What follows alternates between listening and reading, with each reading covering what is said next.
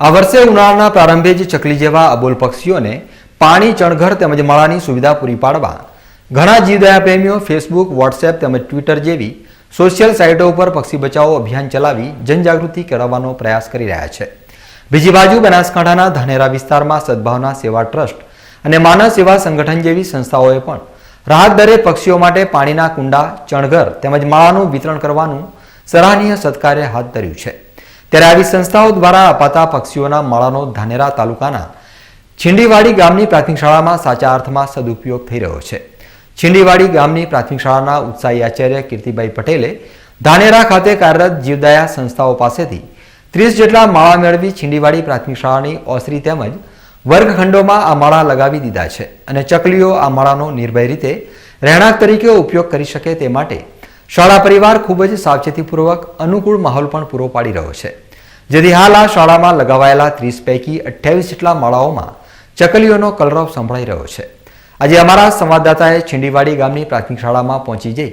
આ શાળામાં લગાવેલા માળાની સફળતાને કેમેરામાં કેદ કરી એ વખતે મોટાભાગના માળામાં ચકલીઓ વસવાટ કરતી હોવાની વાસ્તવિકતા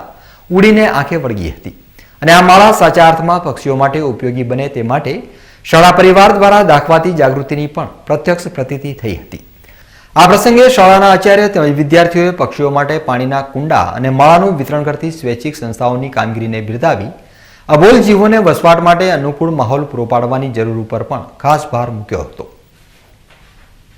બીકે ન્યૂઝની ટીમને જે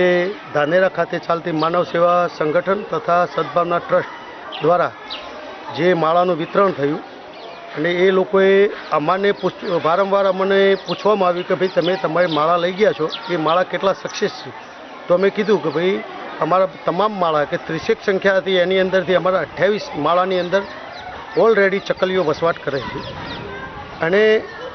એનું જીવતું જાગતું ઉદાહરણની વાત બીકે ન્યૂઝના પત્રકાર શ્રીને મળી તો એમને ઉત્સાહ જાગ્યો કે ચલો આપણે એનું પ્રત્યક્ષ ઉદાહરણ લઈએ અને ભવિષ્યમાં આવું કામ આગળ વધે અને બીજા લોકો પણ આમાંથી પ્રેરણા લે, એટલા માટે એમને આવીને તમે લોકોએ જે શૂટિંગ કર્યું એની અંદર દેખાય છે કે તમામ માળાની અંદર ચકલીઓ છે, પણ આપણે જોઈએ કે આજે રેડિયેશનના કારણે ચકલીઓની લુપ્ત થતી પ્રજાતિ થઈ ગઈ છે। તો એ પ્રજાતિને વિકાસ કરવા માટે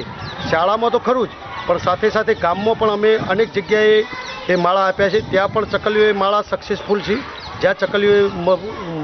તરણા ભરાવવાનો પ્રયત્ન કરતી ત્યાં આગળ બાંધ્યા છે, ત્યાં આગળ સક્સેસ છે। અને એમ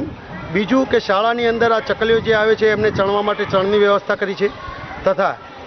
ખાસ એમને પાણીની વ્યવસ્થા અને ચણની વ્યવસ્થા પણ અમે કરેલી છે કે જેથી કરીને એમના બચ્ચાના ઉછેર અને એના માટે એમને ધોળમધોળ ન કરવી પડે અને શાળાની અંદર એટલા માટે કે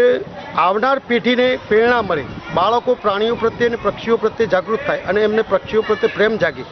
તો ઘણા વખત રિસેસની અંદર પણ બાળકો નીકળે છે ત્યાંથી તો હાવ શાંત નીકળે છે કે ભાઈ ચકલી ઉડી જશે। તો આવા સંજોગોની અંદર બાળકોની અંદર એક ભાવના જાગે અને આવનાર સમયમાં આવી પ્રજાતિઓ લુપ્ત ન થાય એના માટે એક નાનકડું કાર્ય કરવાનો પ્રયત્ન કર્યો છે। પણ માનવ સેવા સંગઠન અને સદભાવના ટ્રસ્ટે અમારું જે કામ કર્યું છે એ કામની નોંધ લીધી છે, એ બદલ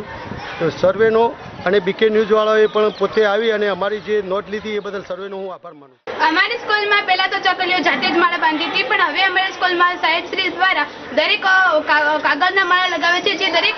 રૂમની આગળ લોબીમાં 30 થી વધારે પણ માળા લગાવે છે, જેથી અમે આવતા જતા રિસેસમાં કે